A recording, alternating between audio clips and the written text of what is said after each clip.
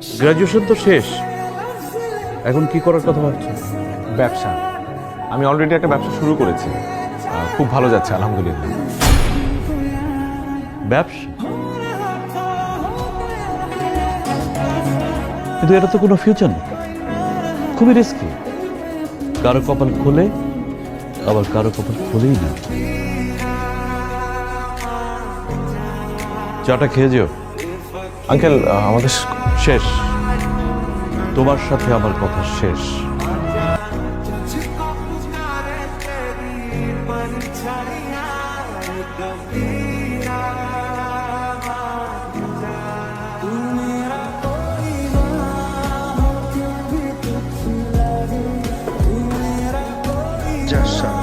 Student life শেষ। মন খারাপ? আমার তো ভালোই লাগতেছে, কালকের থেকে কোনো পড়াশোনা নাই, আমি এতেই খুশি। কিন্তু এইভাবে সারাদিন আড্ডা হবে, তুই তো অনেক মিস করবি। আরে ওটা তুই এমন একটা ভাব করতেছস মনে হচ্ছে আমরা কে কোথায় জানি চলে যাচ্ছি। দেখা যাক তো হবে, কিচ্ছু হবে না। খুব বড় গলায় বলতেছো এখন, এরপরে দেখা করবা না। আমি জানি তো এত সহজে আমাদের আগের মতো আড্ডাবাজিও হবে না। আই, আমার সিভি না তোমাকে বানাইতে দিয়েছিলাম, কোথায়?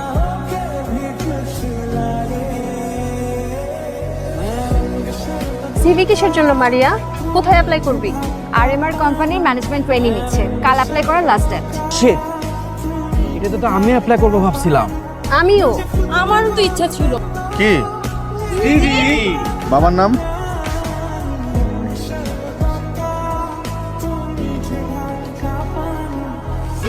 আমি কিন্তু সিভি বানায় দেওয়ার বিজনেস করলেই পারতাম, ভালো প্রফিট হইতো। আমার মাথায় খালি বিজনেসের চিন্তা। কেন? তুমি নিজে চাকরির জন্য ট্রাই করলে কি হয়? আমি চাকরির জন্য কেন ট্রাই করব? আমি তো চাকরিই করব না, আমি বিজনেস করব। And I want to be a very very successful entrepreneur. বিজনেসটা করবে, এত টাকা কই পাবা তুমি? শুনো, বিজনেস করার জন্য টাকা লাগে না, তবে দুইটা জিনিস লাগে। ও, কোন দুটা জিনিস লাগে? নাম্বার 1 একটা unique idea, and number 2 networking. তা তুমি কি তোমার সেই ইউনিক আইডিয়া খুঁজে পাইছো নাকি এখনো খুঁজতেছো? খোঁজাখুঁজি চলছে। তা করো, বুঝে শুনে করো। আমার কেন জানি মনে হয় তুমি একটা রিস্ক নিতে যাচ্ছ। আমি বাড়ি থেকে ফিরেই একটা বিজনেস শুরু করব। মাহির, লেখাপড়া তো শেষ করছো, এখন কি করবা ভাবছো কিছু? নাকি ওই ব্যবসাতে আটকা থাকবা, না চাকরি বাকরি কিছু করবা? প্রথম থেকেই বলে আসতেছি আমি ব্যবসা করবো, উদ্যোক্তা হবো। আর এই চাকরি বাকরি আমার দিয়ে হবেও না। মাহির, আসো। যাবা না? আসতেছি। মেজাজ খারাপ? বাবা আমার বিয়ে নিয়ে খেপছে। মানুষ বিজনেসের সব প্ল্যানিং না গ্র্যাজুয়েশনের আগে করে। বাবা চাকরিজীবী ছেলে ছাড়া কিচ্ছু বুঝে না। ব্যাকডেটেড কথা কি করে বলে লোকটা? কারণ এই লোকটা জানে বিজনেসে অনেক রিস্ক থাকে। কোন বাবা তার মেয়েকে একটা রিস্কি প্রফেশন জামার হাতে তুলে দিবে? তুমি আমাকে বলো, তুমি কি এখন ভাঙাড়ির বিজনেস শুরু করতে চাচ্ছ? করতেও পারি।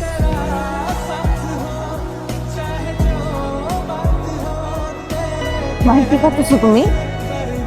মাহির, বসো বসো। মাহির, কিছু আই, ভাঙাড়ির দোকানে কিসের বিজনেস খুঁজো তুমি? যেখানে দেখিবে ছাই উড়াইয়া দেখো তাই, পাইলেও পাইতে পারো অমূল্য রতন। এটাই খোঁজার চেষ্টা করছি। আচ্ছা, এখানে 50,000 আছে, এটা নেন। আর বাকি টাকা আমি ব্যাংকে দিয়ে দিতেছি, মাল পৌঁছানোর লগে লগে পাই যাবেন। ঠিক আছে। আসো। এতক্ষণ লাগলো কেন? আরে বাবা, ও হচ্ছে মারিয়া। আসসালামু আলাইকুম।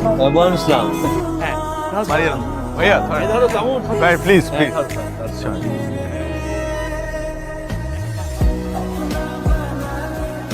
আমার আগে সন্দেহ হয়েছিল তুমি এমন কিছুই করবে। কেন, তুমি খুশি হও নাই? হ্যাঁ, খুশি হয়েছি।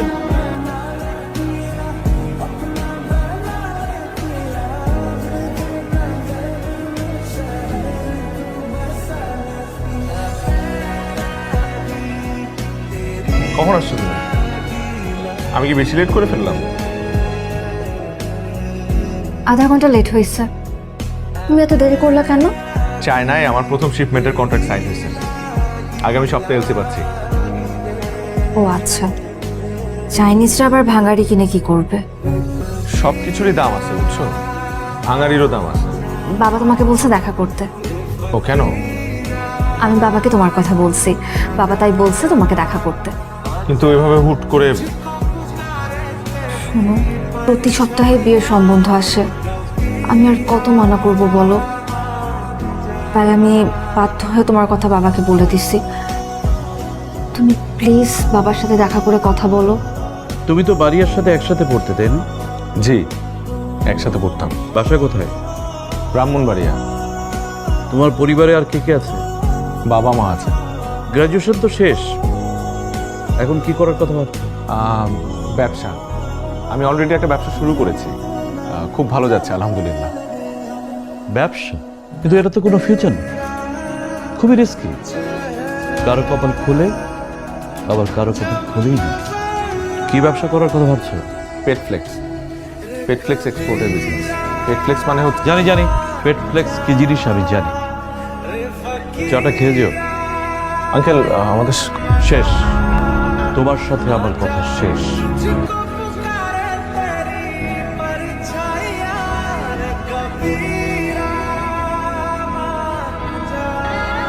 Hello? The shipment is ready. Yeah, we'll send it next week.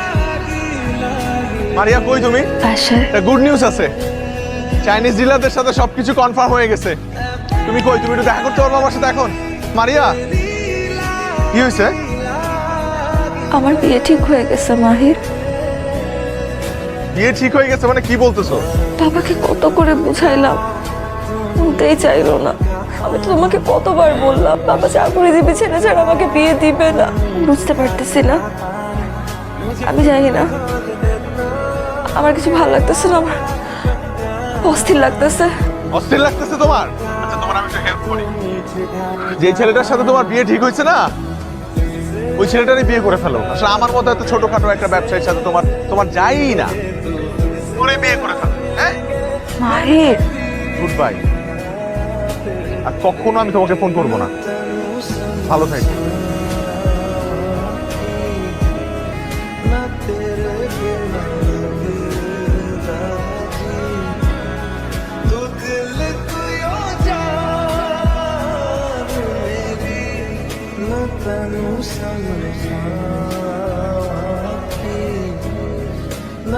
Sir, আমাদের আমি সব বের করেছি। আসলে রাজীব সাহেবের কোনো দোষ নেই, উনি নতুন তো, তাই খুব সহজে অফিস পলিটিক্সের শিকার হয়েছে। হ্যালো রাজীব, আমি আপনার বস বলছি।